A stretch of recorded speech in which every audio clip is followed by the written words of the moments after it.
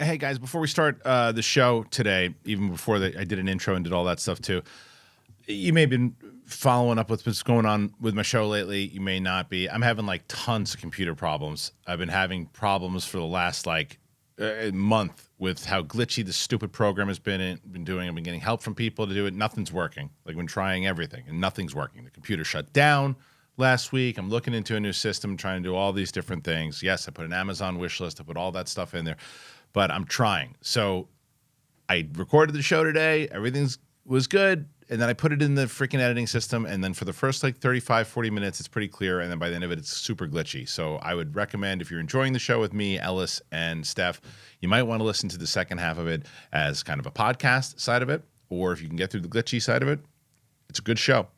So I just wanted to give you the forewarning because I know people are going to be like, hey, it's glitchy. I'm aware. So, yeah. Enjoy the show. It's a really good conversation with me, Steph, and Mark. And the good news is that we have a lot of the conversation, the main topic that you clicked on, most likely, is pretty coherent. So enjoy it, and I'm trying to figure it out. I'm trying to get myself a new system. It's just taking a bit. So thanks, everybody. Enjoy. Welcome back, everybody, to The Big Thing. It is Wednesday. Star Wars. They're going to finally have a movie sometime in 2026. The question is, what is the movie? The reports are that it's going to be The Mandalorian. They said Mandalorian Season 4 ain't going to be a Season 4. It's going to be a movie.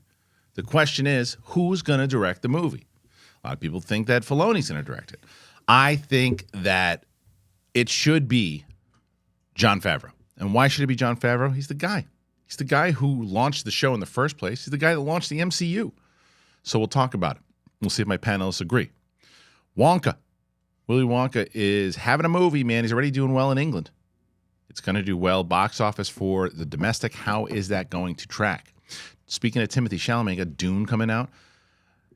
The new trailer is out. How's that going to do? Is it going to be any good? Who knows? But I'm excited for it. So many other things we can talk about. So many other stories that are out there. But I got a great panel here today. Not only do I have Steph Sabra, as always, we got Mark Baby Carrots Ellis in studio talking about his new show coming up in Seattle and more. So we're excited to have you guys with us. If you're brand new to the show, you see that thing swirling around up top, hit that button. We're looking to get to 200,000 subscribers faster than we got to 100. We're almost at 110 because you guys have been part of the conversation.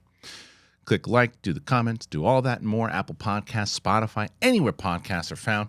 It's The Big Thing. It's myself. It's Steph Sabra. It's Mark Ellis. Let's do it.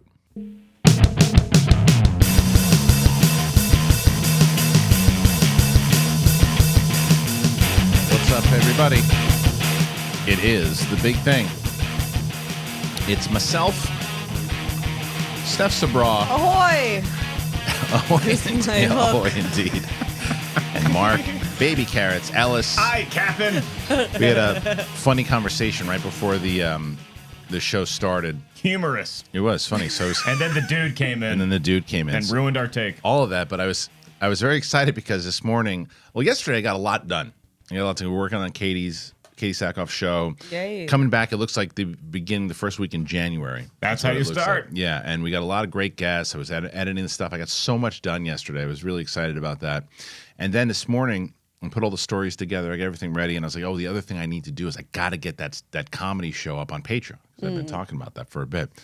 So right before we're about to start, I'm talking to, I said, hold on, just 2 seconds before I put this thing up to Patreon. And Mark did a very hilarious set, and he did a special appearance.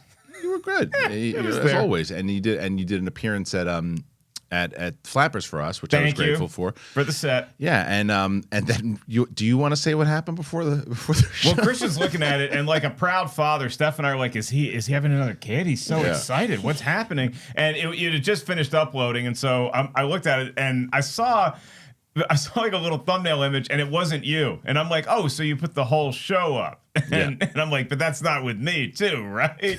And then you're like, yeah, you gave me permission. And I was like, I gave you the way that you worded the email. Oh, which I don't know. Semantics. It's very obvious that I'm not on all the email chains on the big thing. Like there's a lot of things about that show that I didn't know were going on. So I pop in, I do my thing, and I leave. And then I get an email that says, like, I need everybody's permission. And the club is on the email thread. Right. So I assumed you just needed every comic that performed to sign off to allow you to have the footage. Right. I did not know you were going to take all the footage and put it up on Patreon. I assumed there was going to be a conversation, not some random email with 9 people on it, but with like you and me. Fair like, enough, hey, but this is cool. this is what I said, because I was like, well, because he's like, well, I'm going to check the email. I said, I'm pretty sure I put it in there that I was going to post the show.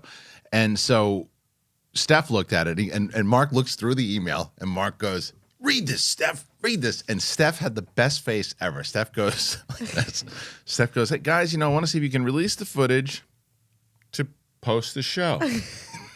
I, of course, knew you were going to post the show. That was not what was in question. It just You just post the show with your footage. You made it seem like from that email that Flappers is not allowed to release They're not. the stand-up show They're unless every comedian signs off on it. That's true. Which I wholeheartedly approve of. Yes. So you can have the show. Here you Right. go. Enjoy the show. But that's why I said to post the show. No, that was No? Did you get what I was saying in that? I'm curious. I don't know. I just assumed that you knew, knowing me, for a few weeks now. So the answer to that question, going steady. Yeah. No, but this is the thing. The answer to that question is yes. I do know you, because when I said I was going to release that, when I put that email out there to say I'm going to release the show, I was expecting you to go, are you posting all of this? And when you you responded, I give the permission. I'm like, oh, I guess he doesn't give a shit. I figured you and I have a conversation. It's Yeah, up on fair Patreon. enough. Is the point? Yeah, I don't know why. It was hilarious. Now, it was really good. now it's a much more sought after set. Yeah, than now it people are was. going to Right. want to see it. So It's a if you Snyder like that cut. plug, go Yeah. ahead on over to patreon.com/thebigthingshow. You can see the whole entire thing. And to be fair, because he did it, I also want to tell you guys, you should be excited, because December 22nd Fair and enough. 23rd in Seattle, Mark Ellis will be live featuring Ken Knapsack and Lisa Wallen. Yep. And it is going to be hilarious. So That's a great pick. Yeah, it's Oh, good. thank you. You love going to Seattle. You go I there a love lot, it, man. Yeah. I love Seattle. This is a new club. I've never done the club before, Oh, so okay. very excited about the club that I'm going to. Apparently, comics love performing there, so Oh, great that's for good. audiences. It's like it's a great location. So, and I have family up there, so I just get to like chill Great. for Christmas. So, tell some jokes, work on some stuff. Good size? Club? We'll all find out together. Okay, good. It's a new adventure, folks. I love hearing But it. I'm excited about having potentially a new home up in Seattle. So Yeah, buy sure. tickets so I can come back. Please go ahead and check it out once again if you want to see the wonderful, wonderful shot. Is that a Brian Ward special? That is, yeah. I told him like, hey, give me my name in lights, like I'm in the movie Chicago. I really liked it a lot. So make sure you check that out. Mark Ellis and Ken Knapsack, Lisa Wallen. It is December 22nd, 23rd. You can get tickets at markellis.live. Okay, so I want to go to this first story here, because this is it's not even so much I'm going to give the breakdown on it. The Mandalorian season 4. Right? It was before the strike. It was written. They said season 4 is already done. They hadn't started filming anything, obviously. And then after the strike, everything kind of got pushed back in general. Everything was kind of in disarray. And Star Wars was definitely affected, because they had this plan of where they want to go. They announced the big Filoni movie at the end of 2026, and they have the Daisy Ridley movie that's supposed to come out in May of 2026. So then there were reports, and this first report was that they were just turning it into a movie. And then I had heard some things, and then Jeff Snyder reported something on the Hot Mic with John Roca last week or it was actually not even last week, I think it was like the other day, but that essentially that was the case, that they're turning it into a movie, but that it might be the first movie that out of the gate, even over the Daisy Ridley movie. So I guess the first question is that a good move? And then, as we said in the thumbnail, I believe wholeheartedly, A, Favreau should direct it, B, he's going to direct it. So I start with you, Ellis. Do you like this move at all about turning it from season 4 into a movie instead of a television show. If it's done for the right reasons, then yes, I'm fully on board, because you know me, I love going to a movie theater to watch Star Wars, like the old days when you could get in for a nickel. What's the wrong reasons? The wrong reasons would be it's another reactionary move, because fans themselves were more lukewarm on Mandalorian season 3 than they were on season 1 and 2. So I hope it's not a knee-jerk reaction like, oh, the fans are kind of losing interest in this episodic way that we're telling this Mandalorian story. Let's make a big bang and let's release it in theaters. Because the other reason you put the Mandalorian before a Daisy Ridley movie or whatever Filoni wants to do is because the Mandalorian has been the best reviewed Star Wars material since probably The Force Awakens came out, right? As far as a consensus goes between fans and critics. So it makes sense to lead with that foot. I just hope you're not leading with that foot because you're nervous and you're tiptoeing on glass and saying, well, this is something we know the fans like, so let's give them that. I think it's all of that, to be honest. I think there's a lot of the good reasons that they're probably doing it, and a lot of the bad reasons for in your estimation of what the bad reasons are. But what do you think? I think it's a good idea. Season 3 was my least favorite out of the seasons. Most people. And part of it was because I feel like there was this era of fluff that I never got in the first 2 seasons. And I think that part of that might be because they're trying to intertwine and interconnect all of these stories. And so if they're more movie focused in general, then make it a movie. Yeah. And it seems like they were trying to do that with season 3 in a way that I think will work for their favor in season 4. I think the main reason that they're probably doing it is definitely what, as Mark said, they probably said, look, we lost a little bit of favor in season 3, and we have season 4 kind of mapped out. We need a movie that people are going to be excited about, and you can market it with Grogu. You can market it with Grogu. My son. Yeah, but you can market it with Grogu because you know why? People who weren't even watching that show, whether you called him, they didn't call him Grogu, they called him Baby Yoda. So if you're like, oh, the whole movie's marketed around Baby Yoda, there's a Baby Yoda movie, the casual viewer will go, oh, there's a new Star Wars movie and it's got that Baby Yoda in it. It's kind of like your antenna goes up. Immediately. So it's a marketing tool that would make sense for them to do. Daisy Ridley movie also makes sense because it was a casual viewer. But the only thing is, again, people were kind of getting bored of that trilogy. And the last one, which I didn't mind, but everybody else hated it. It's not a great movie. It's cotton candy. The Rise of Skywalker. It's fun. I still love Rise of Skywalker. It's cotton candy, but it's a. I don't think it's. I mean, we can have that conversation all day. It doesn't matter. Regardless, it didn't go over well with everybody. The fan response is not what anybody would have hoped for, making like the last Star Wars movie in the Skywalker saga. Right. The entire trilogy, because the Force Awakens, when it comes out, everybody's like, oh, this is great. And people are loving it. And we've talked about it when we did our watch along again. The problem that I have with it now is I don't like episodes 8, and like I said, 9 to me is fluff. That I don't really get excited after I watch the first one because I know what's coming afterwards. Yeah. And that's the problem with that one. Last Jedi has gotten significantly worse and worse for me every time I watch it. And to repeat myself for the 5th time, it's the 9th one is just a cotton candy. And then Adam Driver, by the way, was on Rich Eisen, and he was talking about did you hear this? No. His interview. So, and this is the other thing, that what was the biggest, you and I had this conversation all the time on Schmoes and Collider. I thought, you can't redeem this guy. You can't do it. He wasn't going to be redeemed. He said it on Rich Eisen. He said that oh, really? The original plan was that it was supposed to be the opposite of Vader. Vader starts off like this really evil guy. By the Jedi, is the most vulnerable for sure, and you kind of see it coming. It was supposed to be the opposite for Kylo. It was supposed to be like he starts off with kind of confused and the thing with his dad, and then by the time you get to the last one, he's about as evil and turned into the dark side as you can.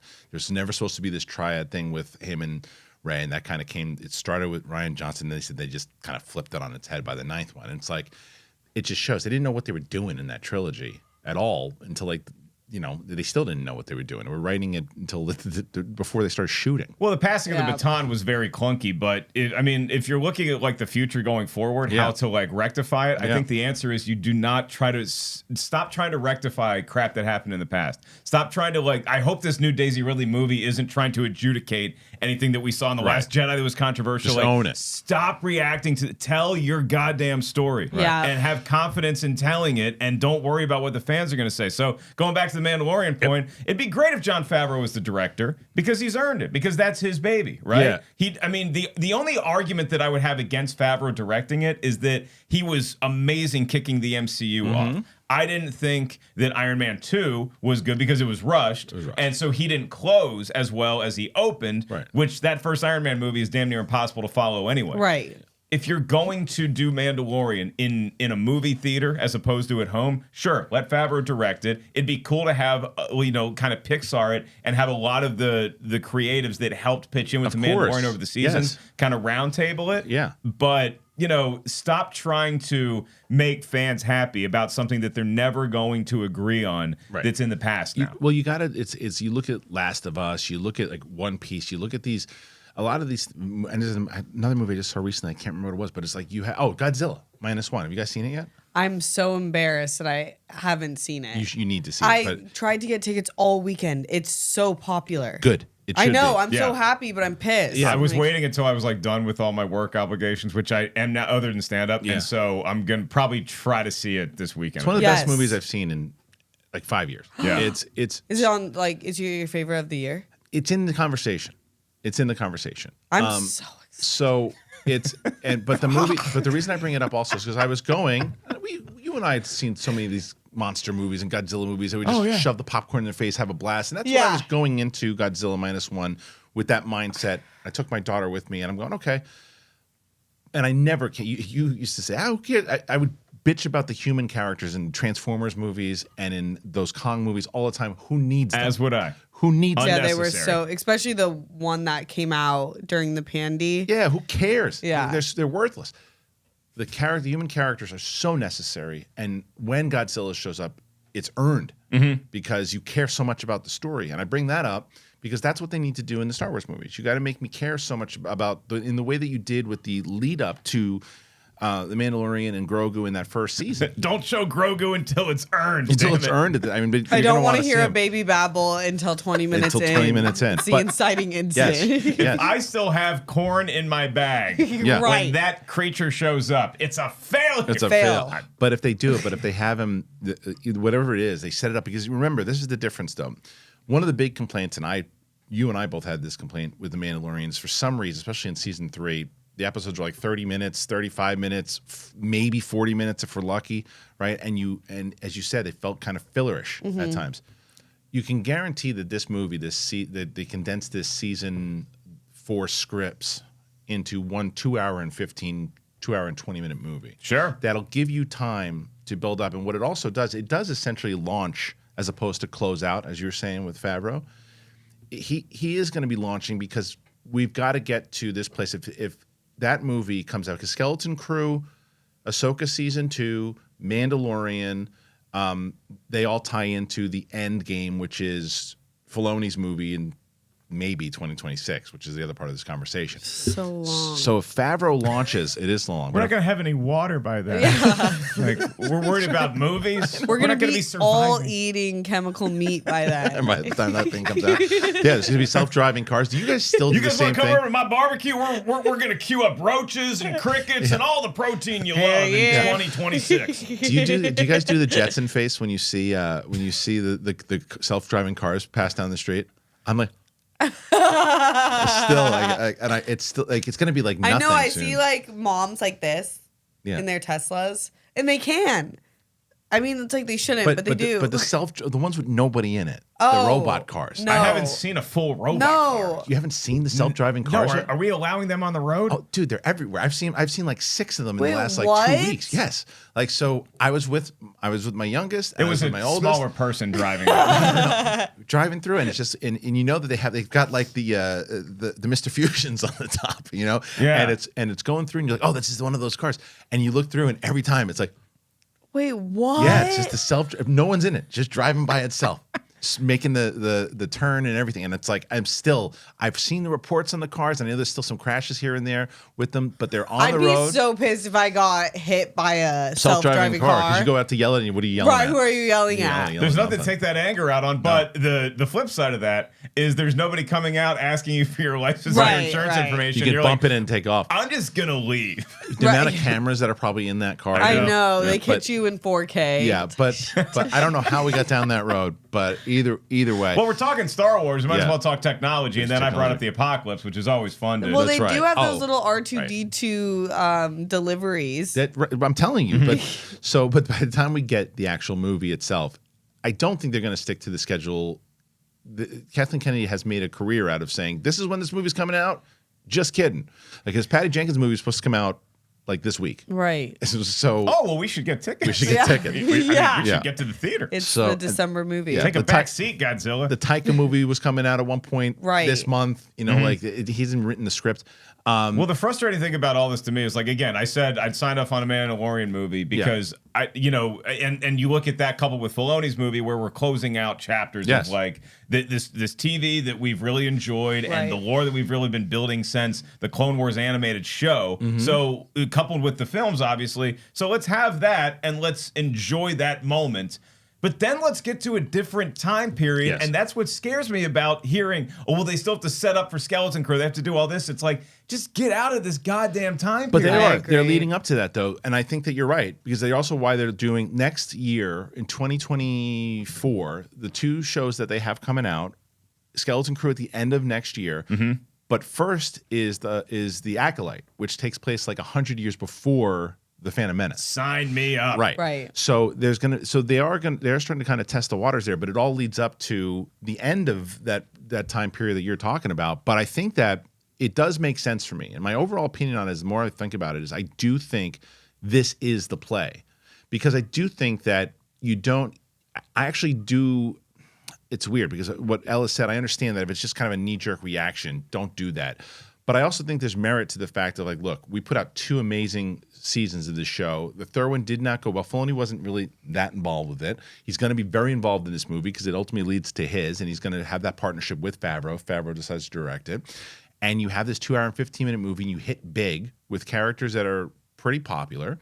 And if you hit it big and that's how you close out The Mandalorian, then you pass the baton to the new Star Wars shows that are coming out. You need to do anything. It's a good way to close it out, because it's not the end the last time we're going to ever see Din, because he's going to pop up in the Filoni movie at the end of it. Ahsoka, right? yeah. Yeah, probably. So it's like I think doing a movie, and I think Favreau doing it because he can collaborate with Filoni really well, because they'll have a good idea of, Favreau knows how to pass. You know what I mean? Like when it comes to, because even he helped out a lot of the Civil War and those things. He helped out with, I set up Tony this way, I did this too. He's always been helpful inside the MCU. No, it seems like the creatives at the powers that be there are doing their job very well now, and they're communicating well, right? Which is what you want. So if you're telling multiple stories and you're juggling multiple time periods at the same time, the issue I have is, like, it's really hard, I think, for a lot of fans, just more casual fans, to see something on TV and then be like, now I got to go to the theater to see how this closes out. Like,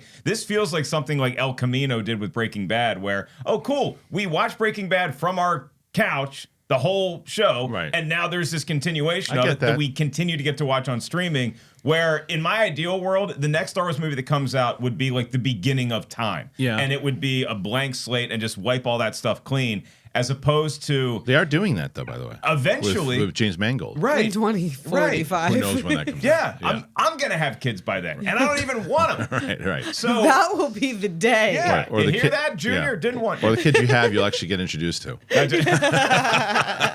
As I'm waiting in line to see the movie, I'm single and I'm 65, and what the hell is this thing? 20 years old. That looks like my Hooters hat. In the Ellis family, it's not a lightsaber that gets passed down; it's a Hooters hat. Yeah, perfect. That's classic. That's the thing that I would most like to see is just close out the way that you started. Yeah. But if there is going to be a live action Mandalorian film that gets released in theaters, I'm going to be excited about it. I'll go see it, and I think Favreau would be the right guy to direct it to very long-windedly 15 minutes later to answer the initial question. Well, what do you think, Steph? Do you think Favreau is the guy that should launch it, or should it be somebody else? Should it be Filoni? Who should it be? Oh no, yeah, it should definitely be Favreau. Yeah, I think that I still feel like his batting average is very high, even though like there's been some things that have not been my favorite. But that's like any creator that you really love. Like there's not one creator that I'm like, oh, every movie, every show they've done is perfect. Yeah, I mean, but a majority of his movies, are pretty great. Damn good. Yeah, and I think it's a good. I just think that if you can close that and you have the story and you can really develop it a little bit more, and they'll have a bigger budget to play with, I hope they don't do as much, like rely too much on the real screen, like the volume. The volume, yeah. Mm-hmm. I think it makes the story smaller. I was thinking when I think about season 3 in hindsight, it's like when you I was so excited to see all the Mandalorians, and it's like when you see them in the volume, it's like, are there 10 of them? Like, how are they going to repopulate? Is this incest? Like, I don't know. Even on that cave. And But then it should be hundreds, But for some reason, the way it's shot looks so small. I saw you from across the room there, and I realized we're not related. So. And I can't really see your face because the helmet and everything. So I won't tell anybody if you don't. It's pretty much like okay, let's take it off together. 3, 2, you leave yours on. All right. Oh, you know what? Now you're taking it off. Put it back on. Put it back on quick. Anyway, so there's a lot here. Obviously. Can I ask you a quick question, real quick, within the Star Wars conversation? Sure. How are we going to start the movies? I think it's a much bigger issue. It's a much bigger issue they added than the crawl everybody back. at Lucasfilm made it. Yeah, they added the crawl back for Ahsoka. That's what I love the star. I love the big star. The crawl's coming back. The crawl's coming back over. I think they actually made an announcement that the crawl's coming back. Okay, good. Yeah. Because it didn't feel as exciting. And I think that it's one of those things where it's like if you're organizing a comedy show, people are going to want to know who's on the lineup, like how many tickets, or like all that stuff. Nobody really talks about, hey, who's the first person getting introduced and how are we introducing them? Because that is what sets the tempo for the entire event, which is why like I still love Mandalorian and all the shows that I've actually finished watching because I'm a lazy Star Wars big Star Wars fan, but a lazy one. And every time you hit play, it's just like, and now our story begins. Right. I want to be blown the F away. So I agree with that. And I think that one of the reasons why is because there's, again, merit to the fact when you're doing something, anything that you're doing, doesn't matter Star Wars, whatever, if something came before you, you go like, well, we want to pay homage, but we want to do our own thing. Right. And sometimes doing your own thing overshadows like what came before. Like when we talk about Obi-Wan, like we're not going to use any of John Williams' themes. Why? It's Obi-Wan. It would relate. It would make sense that it would come. There's other times like if you do Ahsoka stuff, it's like, guess what? Ahsoka, they use music from Rebels because it ties in to it. And Kevin Kiner, and he actually added themes from John Williams in there. It wasn't over the top and it didn't slam you over the head, but it was there to let you know, oh, this is the Star Wars music. And they do this thing, taking away the crawl. Well, we want to make it. This isn't George Lucas's Star Wars anymore. This is the new realm. And it's like we're only going to do it for the saga films. It's like no, it's what makes Star Wars Star Wars. But you can still have different things that you do to make it, stand out that this is your movie. But the way that they hopefully with Filoni now taking this new role, that starts to change. Yeah. We'll see. All right. What do you guys think? Go ahead. Leave your comments. Please tell me what you think if Favreau should be the guy. Do you think it's going to launch in the first place? Should it be the Daisy Ridley movie? What say you? What's your favorite paragraph to read? Yes. In any of the crawl text? In any of them, please. Because it's so boring to think, oh man, I like me of all people I don't want to read more, but I really like the letters going up. Yeah. And it kind of, it's a nice warm up. And no other film franchise has anything like that since freaking Buck Rogers in the 1950s. Like it's a signature. Now, the fact that they took it out in the first place is nuts, but not the kind of nuts you think. Nuts.com. That's right. I love nuts.com. And I've been eating all these chocolate peanuts, you have no idea. I love them. They're so good. So good. Cashews, all of it. I'm going to tell you about nuts.com, and I'm also going to tell you about Nutrafol right now. This is the best. Nuts. Get off my nuts. Don't touch my nuts. I love these nuts. I love them. Listen, you ever been to a candy store? You ever been to Willy Wonka's chocolate factory? Probably not the last one, but you can get something close. Check this out, nuts.com. Maybe you can't get to the chocolate factory, but I'll get you close enough. The online version of that is nuts.com. Besides just having a lot of great nuts, they have classic candies. They got butterscotch, they got fudge, and licorice. cashews, almonds, pecans, pistachios, dried mango, crystallized ginger, dates, jelly beans, jawbreakers, root beer barrels. It goes on and on and on at nuts.com. I was so excited to have them come along. I mean, look at that.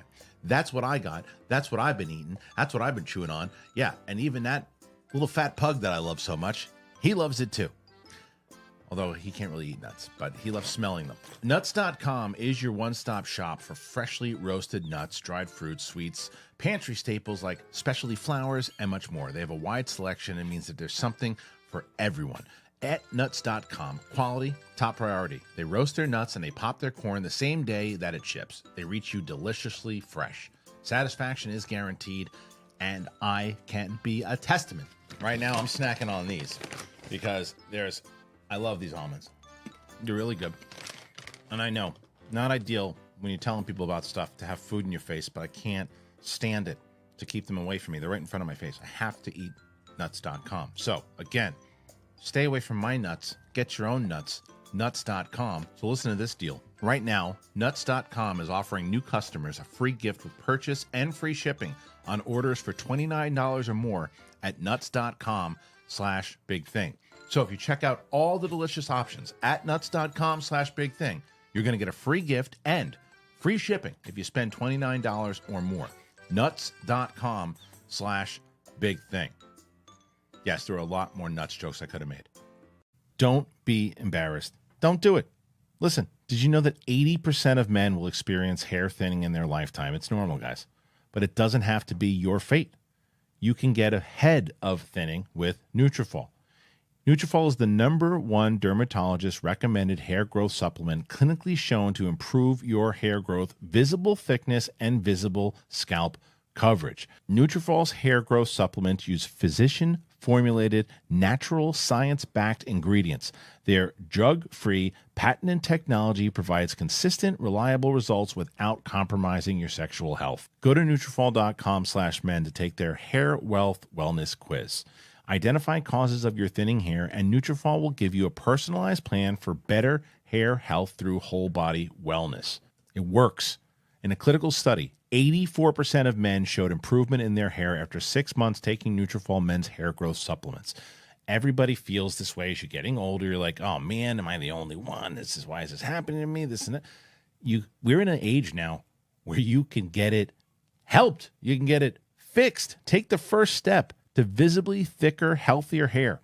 For a limited time, Nutrafol is offering our listeners $10 off your first month subscription and free shipping when you go to Nutrafol.com/men, but you have to enter that promo code BIGTHING. Find out why over 4,000 healthcare professionals recommend Nutrafol for healthier hair. Nutrafol.com/men. Nutrafol.com/men and enter that code BIGTHING. That's Nutrafol.com/men, promo code BIGTHING. All right, thank you to our friends over at Nuts.com and Nutrafol. It's the holiday season, guys, and I'm telling you, use those codes, get yourself a really great gift for some families, loved ones, friends, and for me, it helps out the show. So, chocolate nuts, huh? Dude, that's what's got you. It's the cashews, the almonds. I love it. We got my my in-laws, the Nuts.com also. Yeah, That's a good gift. That's a good story. It's really good. It's good. I love any story with your in-laws. Oh, they're the best. Yeah, they're characters. What is this? Is it a lagoon? Are these cashews? Wait, what? Yeah, love you. I love her. What? The best. I'm going to have some of the chocolate ones. Thank you.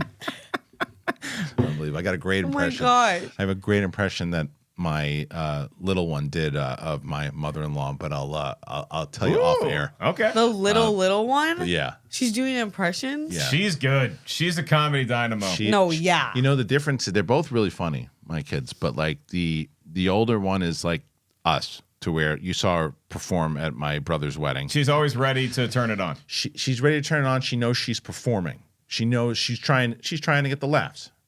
The little one's not trying to get shit. That's like structure and unstructured comedy. She's just funny. The little one's just funny. Yeah. Like she doesn't care if you think she's funny. Oh God, she's the so 12-year-old sassy. is going, and the little one's like, The I older hope one, she like stays in that anti-people pleasing Yeah. vibe. What did she say to you when you walked by? She was doing chalk art, and I was like, "That's so cool." She's like, "Don't look," and like didn't me with even make myself. eye contact with me. I was like, "I won't." I think she thought you were my wife. Oh. But that's why, because she didn't want us to see anything. She did like these She drawings. wants to show you after. Yeah. the little one has more like comic in the green room. Yes. Don't talk to me until I go on stage. And then the older one is kind of like, hey, after the show, hey, how you doing? Nice to meet you. How you doing? Brody Stevens, Dane Cook. That's who it is. Speaking of stand-up, and as I brought it up in the beginning of the show, the full show is on Patreon right now, patreon.com/The Big Thing Show after twisting Mark Ellis's arm. But we were talking about Roxy, and I was bummed because of the full show. They sent me, what they did send me, they sent like each set, but not the full show. So there's like, little, for the most part, Roxy's in-between bits are there, but there's a couple of them that were cut off. Like the Brett one's there, which is great. I don't know if you didn't see. She was very excited about the in-between bits, too. So what she did really, really well. She was great, by the way. She Just was great. blanket statement. She was great. Her and I had, we'll say, some conversations leading up to the show. You had full meeting with her. She did amazing. She's so grateful for that. Of course she killed it. I don't know what was in her head. You're a host. She playfully threw you under the bus the other day, which is amazing. We were talking about it, and she goes, "Yeah, well, Steph tells me we're gonna do it." She's like, and I found out through you talking to me that Steph wasn't going to be there because of a wedding. And then I wrote back to Steph, are you not going to be there? And she wrote back, no, I have a wedding, but you're going to do great.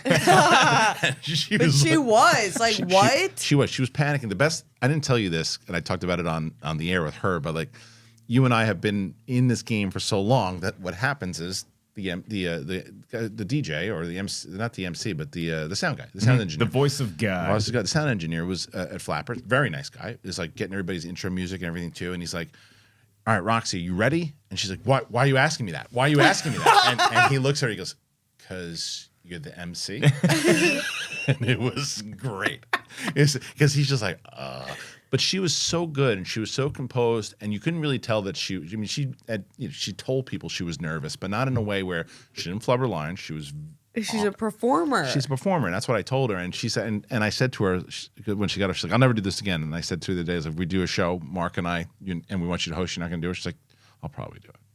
Of course she'll do it. I mean, like anytime I say, "Oh, Roxy was really excited about doing it," it's like it's under this 50 feet of just being terrified of it. Even like after the show, I was just like texting her because I had to run off and do another set. So I was like, "Hey, how'd the rest of everybody do? It was a good show." And she's like, "I'm still terrified." And I'm like, "Why? You did it." Yeah, because it's like you shot the Death Star. You're back on base. And she'll be really good at it for sure. I want to do. You know what I really want to do? And you and I have talked about doing a show together.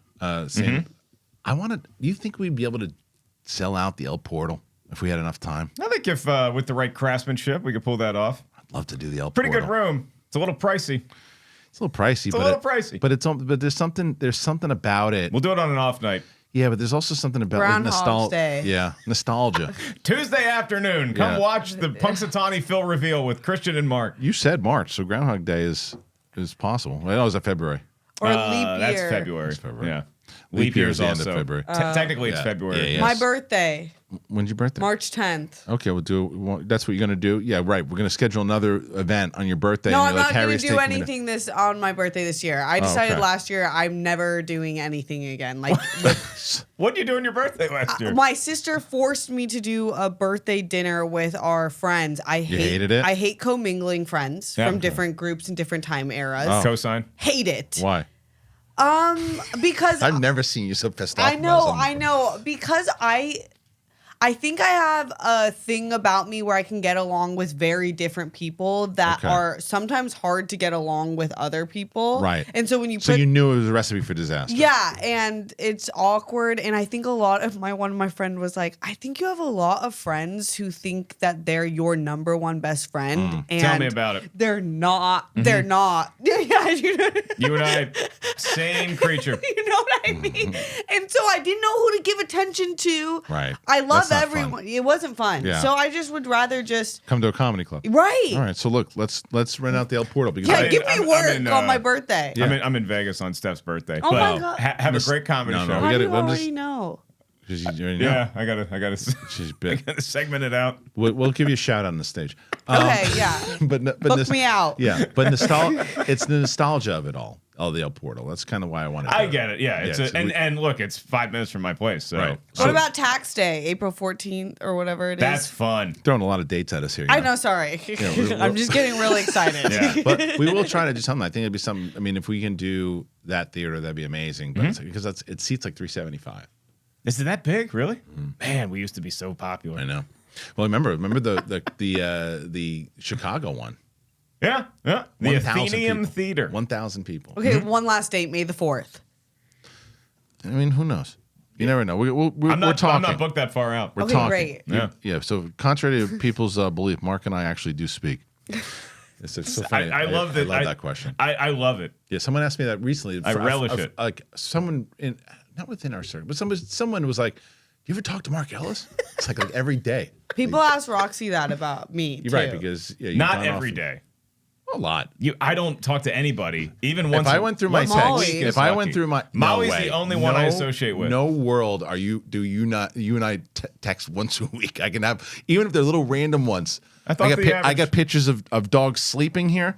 I have, let's see. Look, I put my old man. Yeah, glasses that's me responding to you asking me on. to do the show. Hell, oh, that one was. Yeah, that one was. I asked if there was a world. He texts me. You send me no. You send me this barstool I never clip out of text him nowhere. first. That's bullshit. Actually, okay, if you and I talk once a week, if you don't include all the fight vids I that we get send this. each other. Guess what movie I'm walking into? Not a current release. I write Godzilla. He read, and then I quickly stopped and said, "Nope, Die Hard." Yeah, you were pretty good on Yeah. that. So I watched that for the first time. On the Die big Hard? screen or the small screen? Die Hard is the first time you've ever Yeah. watched Yeah. it. Did you watch it on camera? Yeah.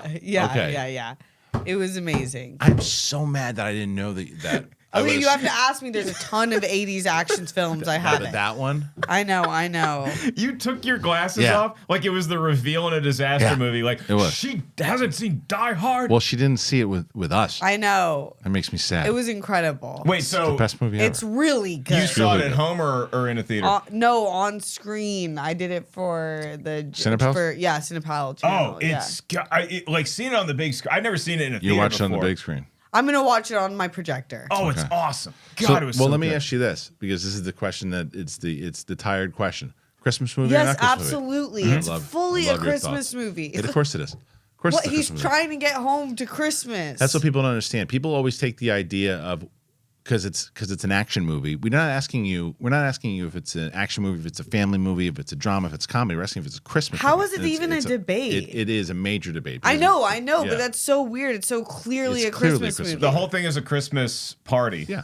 And there's Christmas Ho, ho, music ho, bookending all it. of it. It's a Christmas movie. Yeah. It's a hands down Christmas movie. It's an action film. Anyone who says it's not is a moron. And it is the best truly. action movie ever. Yeah. It is. It's one of my favorite movies Have you ever. ever seen Lethal Weapon 1? No. Maybe that's one I don't watch. I feel like just watching it again, like I've seen it 1,000 times, but watching it again on the big screen, just watching the way that Die it Hard. builds, Yeah. it's the perfect It's action perfect. movie. Yeah. It's great. perfect. It's great. All right, what say you guys? Even though I said I called you a moron if you think it's not a Christmas Yeah, movie. sorry guys, but come on. What do you think? Is it a Christmas movie or it's not a Christmas movie? All right, next topic here. Wonka. Tracking for $35 million debut weekend in the States. It's already doing well overseas. So this is from Dark Horizons. The Timothée Chalamet-led Wonka is on track for a $35 million domestic opening weekend as the film opens in more than 4,150 locations, including IMAX and other premium formats. That would make it the young actor's second biggest office opening to date, behind only Dune in 2021, which debuted to $41 million during the pandemic. The movie is directed by Paul King and it already opened in 36 overseas markets last week to a great response with a haul of $43.2 million. That global footprint will expand this weekend along with the U.S. debut. The film boasts a production budget of $125, and is aiming to lure family audiences over the holiday period. Thus, a strong opening is good, but how it fares in subsequent weekends will tell the tale. Sounds so creepy. We're trying to lure families. Yeah. Come on, families. Follow up the and- carrot. Come watch the candy. You want to watch a movie in our van? Imagination. Your daughter's first crush. Yeah. Have a little piece of chocolate. But come look at my Loompa Loompa. The hope is more The Greatest Showman and less cats. Chalamet stars as a young Wonka around 25 years earlier than the novel and well before he became the famed chocolate factory owner. Yada, yada, yada. Okay. So did you see this one yet? I did not see Wonka. I'm going to say this, but I mean it with love. I do not care about this movie at all. Fair. Having said that, I'm a big sports fan. I can watch a football game. Like if the Falcons are playing the Buccaneers, I don't particularly care who wins. I can really enjoy that football game. Right, sure. So I could enjoy this movie if I ever sat down to watch it. But this is one of those ones where the critical word of mouth has been very positive. I think it's 84% on the tomato meter. It's already certified fresh. Yeah. So that means the bulk of the reviews have already come in and they're very positive. You know, it's just nothing that's going to really be up my alley. I do like what I've heard about the storytelling of it, that we don't have to spend all goddamn movie waiting for him to become this. No, but you're getting tired of musicals. Aren't you? I'm perennially tired of musicals. That's what I meant. But then you get me in the theater for any musical, and within 5 minutes, so if you I'm have just to singing and dancing and toe So tapping. if you have to go to the movie, you're not going to choose to go see a musical. But if you're at the musical, you're going to enjoy yourself if it's a good musical. If Godzilla -1 is sold out, and my mom said she's not going to be back at the You're going to theater, watch it with your family, with your nephews. If they ask, then you'll take fully. it. So that's the point here, and this is where the luring of families. More or less. You've been no, it is because uncles. Yes, because the thing is for me is that this movie and for people that don't know how Rotten Tomatoes works, again, anything over a 3 out of 5 is a positive score. Mm-hmm. So you could be right at the edge. You could be right at the edge and go, it's fine. I'll give it a 3. And that adds to that 87, 88%. Count me as one of those people, right? So I love the Gene Wilder one. I love it. And I've talked about this movie already. Mm-hmm. And what I loved about the Gene Wilder movie is that Wonka's got a bit of an edge to him. You know, there's like a dark energy going on for the whole thing. Yeah, and he does. He does not have that at all in this. He's very innocent. He's naive. He doesn't have, there's a lot of different things going on in this movie where it's a full musical. And where you're trying to figure out kind of if he's magic in the first one. Right. There's little things here that is and then he just pulls off these tricks throughout the whole thing. It's oh, this guy's kind of mad. And people are floating around from his candy from the second he arrives into the town. So it is a full-blown musical. It gets a little goofy sometimes, and it is definitely made for children in the way like Paul King, who did Paddington. It feels Those movies are perfect. They're perfect, but it feels more in that I'm the Paddington guy than I'm trying to make a Wonka movie, and that could be okay normally, but the problem is it's clearly trying to connect to the Gene Wilder movie. It's got the same music. It's playing into. It's not like I hate that Johnny Depp movie. I hate it. Steph, did you ever see it? Because yes. Were you a fan of it when it came out? Just in terms of because when I do my On the Street show with Rotten Tomatoes, one of the popular questions this past month has been who's the best Willy Wonka? Surprising amount of Johnny Depp answers just because that's who grew up with it. Right. Well, my point with that though. Did you grow up with that one? No. I watched the original. I love Gene Wilder. My point with that one though, as much as I did the first 20 minutes of it, and then it just turns into a weird thing. It looks cool, but it's weird. Yeah, but the thing is, I will give credit to that movie. It doesn't try to be the Gene Wilder movie. It's something completely different. Yeah. And because it is, you're never comparing the two. You shouldn't. I mean, people will just do it on but you can't compare. People are you can't compare this one. You can when they're telling you that it's connected to it. That's the whole point. Because eventually, it's like Solo. Eventually, Solo has to turn into the Solo that we see in A New Hope because it's connected in the same way that this one has to. And I think Chalamet is charming, but it's a different version of Wonka. But families will definitely respond to it, and I can see it doing very well. All right, so how many schmoes did you give it? I think out of 5. I think 3.1. All right, so it's fresh for you. Yeah. All right. I mean, I'm just trying to think of you could probably count on one hand the amount of performances that you've seen in a movie where it's not the original architect of the performance. Gene Wilder played Willy Wonka and was fantastic in it. Everybody universally pretty much agrees that. So has there been a scenario in cinema history where somebody else stepped into an iconic role and it was a good movie? I like Solo, so I would put Alden Ehrenreich's Han Solo in that category, but it's few and far between. It's hard. It's like replacing the lead singer of a great band. It's Mark very, Ruffalo. very tough. Ruffalo's another one, yeah. For Hulk, yeah. I think Anya Taylor-Joy could be really good for Furiosa. It's a good one. I felt nothing watching that trailer. Fair. I was not that it looked amazing. It looked fake to me. You think it looked? It looked like ass as far as the effects go. But like again, that's something where it may not be finished. Okay, so I'm not gonna like hold it over the coals for that. But the story wise, it just felt like nothing. I think that the man's almost 90 years old, whatever he is. I think that they probably took a lot of locations out of this one. And they probably put them in the volume and probably did some more stuff too, to where they didn't put as much heavy location like they did in the first one. But the way that I said it looks very clean yet dirty. You know, because it's supposed to be a dirty movie, but yet it looks really clean. Yeah. So, but I understand. Like I liked the trailer. None of it looked realistic to me, and I think that's fair. what bothered me. I think that's fair. I think, and I saw a lot of that criticism too. I didn't mind it. I'm curious to think the reason why, because there's you know what movie comes out the same day as that right now, unless it moves? Apes. Oh, really? I think that's dumb. I think they need to move that movie because they don't have Charlize Theron. You don't have Tom Hardy in that movie. Right. And you have the apes. Doesn't matter who's in that movie. I love the apes. I'm so Team Caesar. Apparently it's great. Yeah. Caesar ain't in this one though. I know, but like the idea of monkeys leading a revolution, I'm going with them. I like that we're getting closer. The idea of them on horses riding, fully. Pretty fun. It's like apes on horses. It's truly iconic. Yeah, I'm going with the apes. Me too. And I'm going with the aliens. Which ones? The ones for real aliens? Whoever takes us. Yeah, I'm going with them. Absolutely, I'm with you.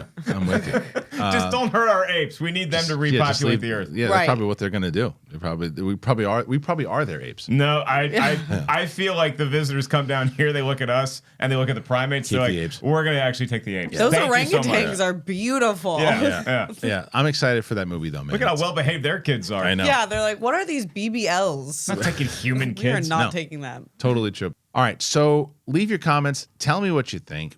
First of all, what movie are you looking forward to? Would you rather see Furiosa or Apes? If you only could choose one, which one are you choosing? Make sure you comment. All right, before we move on to our final stories of the show, I wanted to tell you about two of our wonderful sponsors. Again, that's Trade Coffee. They're back. Yes. And Green Chef, two sponsors that I absolutely love, and I'll tell you a little bit more about both of them right now. Steph got excited when I told her that Trade Coffee was back. It always like smells the room up so. It really does. Oh, I love it so much. I love Trade Coffee. So excited they're back. And Green Chef, Mark, you should be getting yourself some Green Chef because I know you cook every once in a while for yourself. But this is good stuff. Yeah, no, it's good. We'll talk about the text I just read afterwards. But bad stuff? Huh? No, everything's fine. Oh, okay. Now what happened? How are you?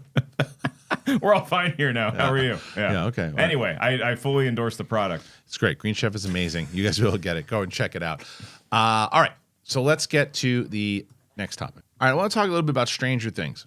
Season 5 scale is huge. This is the big story here. Dark Horizons, Garth Franklin, Matt, and Ross Duffer, the Duffer brothers, creators of the Stranger Things franchise, tell The Guardian that the upcoming 5th and final season of the series will be a world away from the first in terms of scale.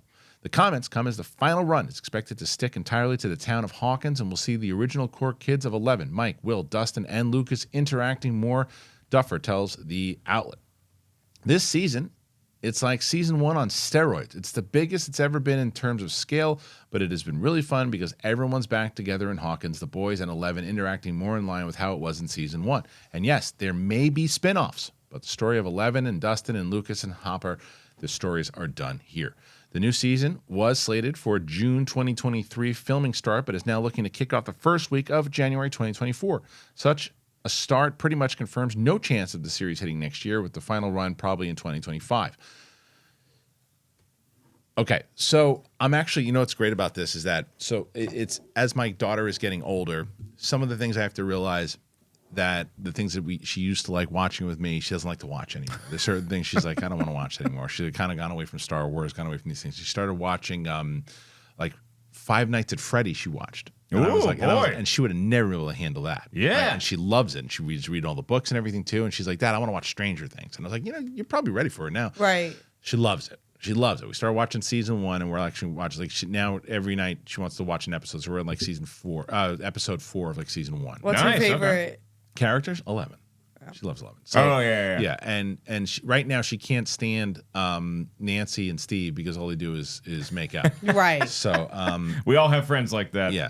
Right. So she's like, and Steve's kind of a jerk. And I was like, yeah, but good job. She's hitting all the right tropes. Right. Yeah. So, but she's very excited about it, and it allows because my wife and I because my wife watched season 1, season 2. She started season 3. She watched 1, 2, and 3. She started 4, and she didn't like how like really horror it gets in like the first like 2 or 3 episodes. Right. Did you watch 4 yet? I have not seen 4. No, you'll love it, dude. 4 is fantastic. 4 is the best season in my opinion. So and then I finally got my wife to watch it again. She loved it, and now that my oldest is watching it, this gives us enough time to get through the entire library, and then by the time we'll probably have a little bit of leeway in between, but then we'll have season 5 that all 3 of us can watch together. Oh, that's fun. Yeah, that's good for the whole family. Yeah. I mean, my sort of barometer is like whether I'm going to continue watching something is how much enjoyment was I getting out of the most recent season. That's fair. But also like how much enjoyment was I getting, like when was it at its best? Do I believe it can get back there? And do I care about it when it was at its best enough to want to revisit it? And I just haven't. Like, I had a great time with season 1. Season 2 and 3 just bored the crap out of me. So a lot of people were like that, dude. And I'll tell you this: a lot of people were like that season, like we were talking about with the Mandalorian, where 3 was kind of like either come back and try to do something else or make a movie. Season 4 of Stranger Things might be one of the best seasons of television, like ever. I've heard it. I've heard that. It's so good. I've watched it twice. Have you seen? Did you watch season 4? Yes, I can't remember if I finished it though. No, you'd remember. Yeah. You remember. Maybe I didn't watch it. Do you remember? You know who Vecna is? Yes, ish. Then no. Yeah, you don't watch no. it. It's like watch it. you don't. There's so much content that There all is. the character names like run. And you're like, did I watch that show or did I see a tweet that included that name? From what you're telling me, this sounds like I need to watch season 4, but it's not a priority because season 5 isn't going to be around for like 2 years. So I can probably wait until it's coming out. Then I can get re-ingratiated with season 4. And then that's probably a good idea too. But just know that season 4, like the last, like because they did it in like halves, but like the last episode of season 4 is like 2 hours and 27 minutes.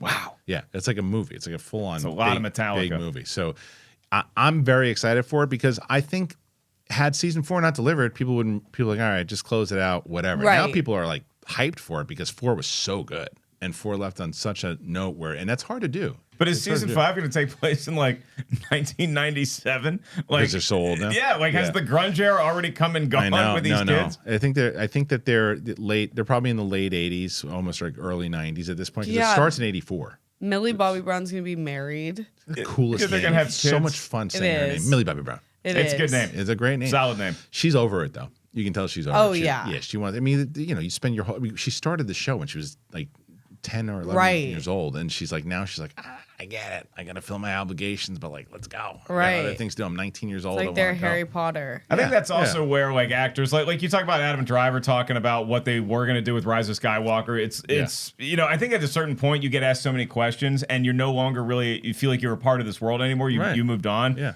Now you air all the dirty laundry, which I don't necessarily care to hear about how the sausage was made with Stranger Things or Star Wars or anything. I just want to see a good product. But with Stranger Things, it's like that's why I felt so long in the tooth with season 2 and 3. It's like, how much are we gonna milk before these kids get wise and just decide to ride our bikes out of this stupid ass state where all this stuff happens? But I think they play it. That's what 4 does really well. It Go to kinda college. explains. I'm telling you, but 4 plays with all of that, and 4 ties into 1 really, really well. Like I was so shocked because I think going into 4, like because I liked 3, and I was like 3 was fine, and I went into 4 going, well, I'll watch it to see how it plays out. And I was just like, I like seriously, I watched it twice, and I'll watch it a third time with my daughter, and it's like it really feels like it's what you're watching a movie. And this kid who plays Eddie, what's his name? Shoot, he's the kid that's rumored for Johnny Storm in Fantastic Four. Right, I did see that. Yeah.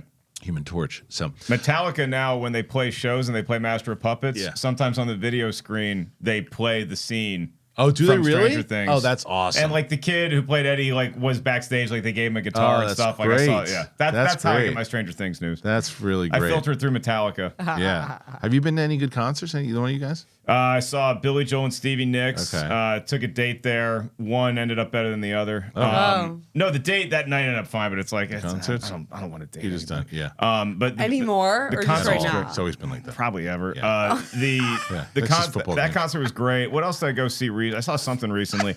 I'm gonna go see Sammy Hagar and Michael Anthony and Joe Satriani and Jason Bonham are getting together to tour this summer. U2. So, you2 in the Sphere. That's what I saw. What the heck? Yeah. Wow. Yeah, Darina and Claudia had an extra ticket. So I want to go so bad, and I don't even care about U2. It was I love U2. Never unbelievable. Yeah, it was unbelievable. And Darina was great because she got like floor seats. And so it's literally me, like from one side of this room to the other side of this room is how close I was to the stage, to the band U2. And it's not a huge stage. The Sphere is like this big, it's a sphere. So you're looking up at all these projections and all this cool stuff. There is a bar set up here and a bar set up here on the floor, so you never have to like wait in the line for a drink or anything. Where did you say it was? Las Vegas at the Sphere. Oh, it was Las Vegas in the Sphere. The new Death Star. Yes. And so I go up to get a drink, and the nice young lady, she hands me, she's like, "Is this your first time at the show?" And I'm like, "Yes, my first time seeing U2 in general. I'm really excited. They're one of my favorite bands. Never seen them before."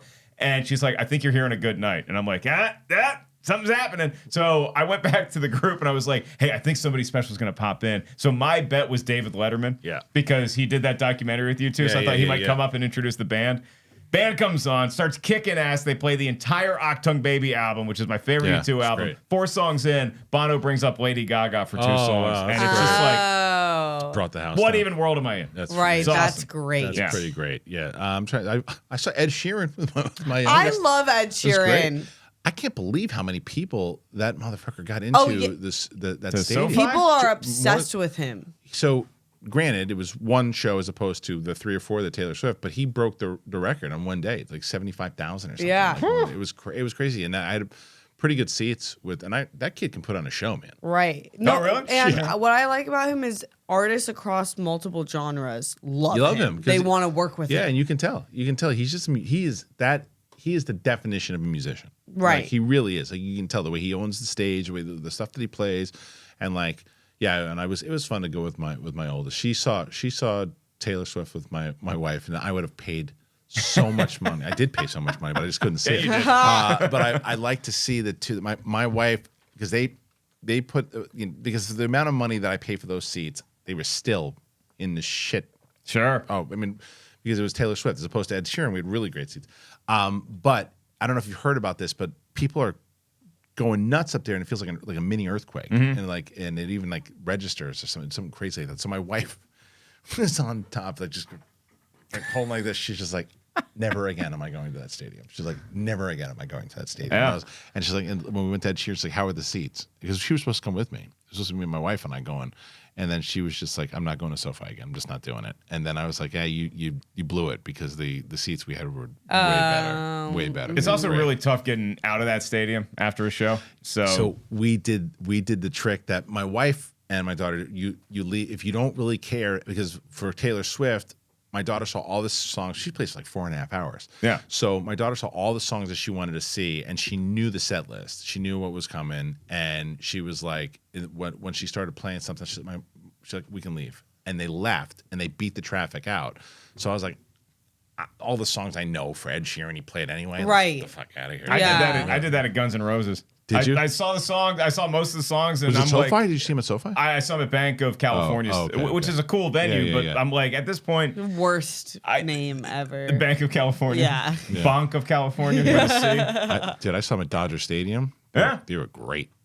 They were amazing. Yeah. But I was also like, well, I got to get up early tomorrow. What did they close with? Paradise City.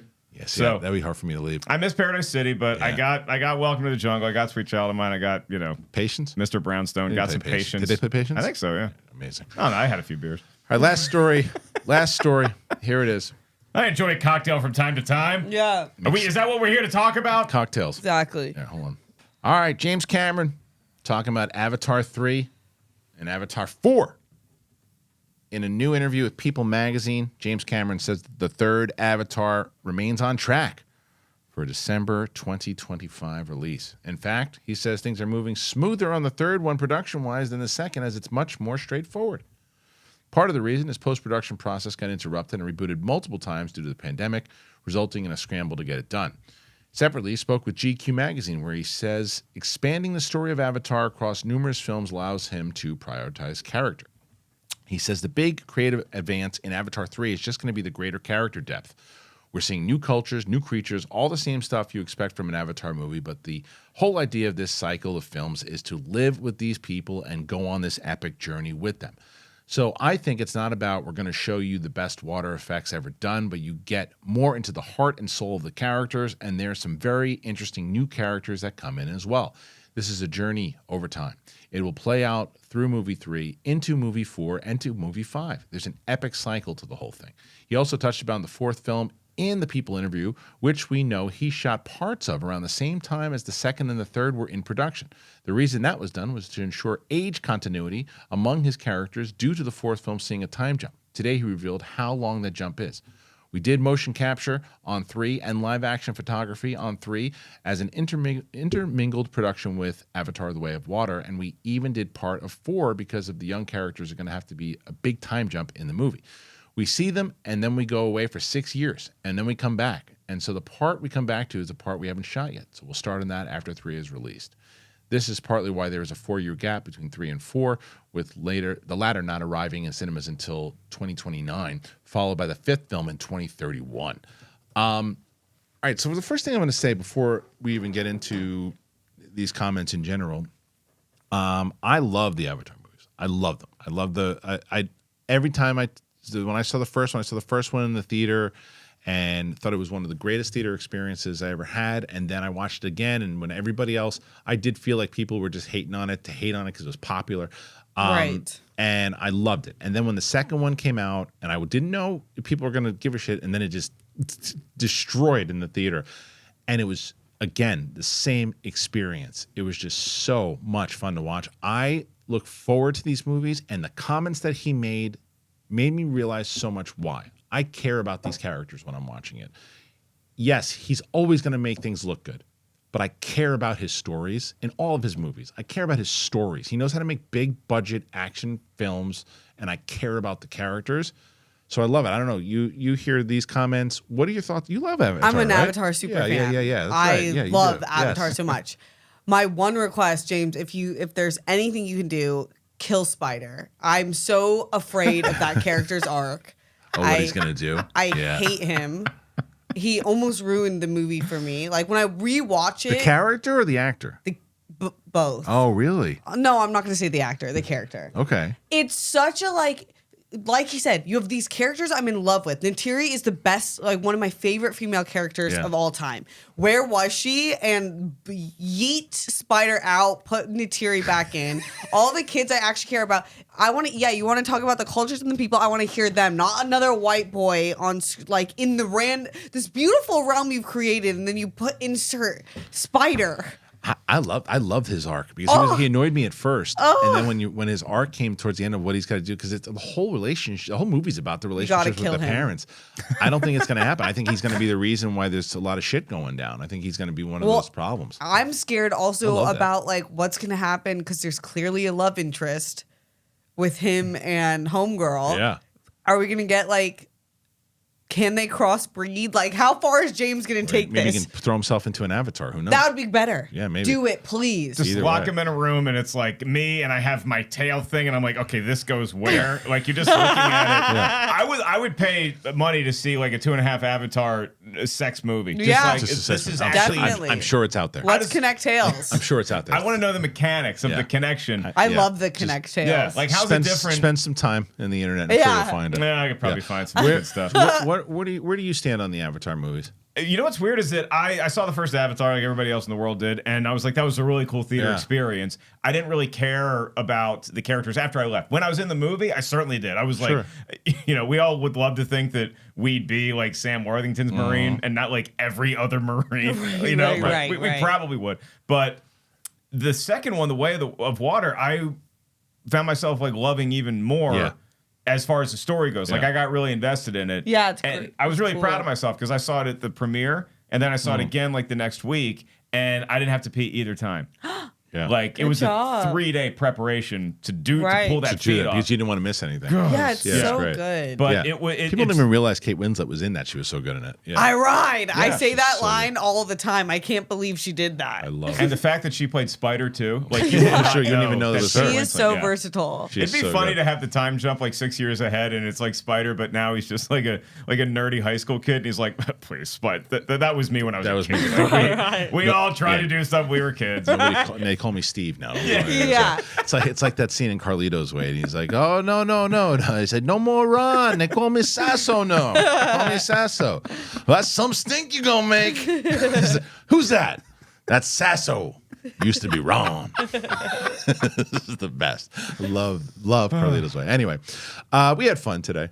I had a blast talking to my friends. And before we even do anything else, do me a favor. Get those tickets. Mark Ellis, man. He's going to be there December 22nd, 23rd in Seattle. Go and check him out if you're going to be in that area. And, hey, if you get some funds, you got nothing to do, go fly to Seattle and go see him. Come on up. Love to have you. Be good to have you. Steph, where can the people find you? At Steph Sabra or the World Girls. Mark, anything else you want to tell the peeps? On the street, on Rotten Tomatoes, all over your social media, all that good stuff. And then next year, I have a bunch of tour dates lined up. Sadly, there's one on Steph's birthday. I'll see if I can have Vegas move the date. Got Boston, San Diego, Portland, a lot of fun places. And we'll start looking at some potential ideas for a live. Damn comedy right. show. Yeah, I'm in. I can keep pitching, so just You let can. me know. Yeah, you might. Well, maybe you actually co-host this time with Roxy. I will be there. We'll see. Well, all right. say you'll be there, You'll and then say the day it. of, Yeah, maybe. that's why I said we'll see. Yeah. All right, guys, hit that button. You see that thing flying around over there? That is the subscribe button, and we want you to be part of it. Comment, Apple Podcasts, Spotify, anywhere podcasts are found. Thank you guys so much for joining us on the channel today. Really appreciate it. And for Mark Ellis and Steph Sabra, we'll see you next time.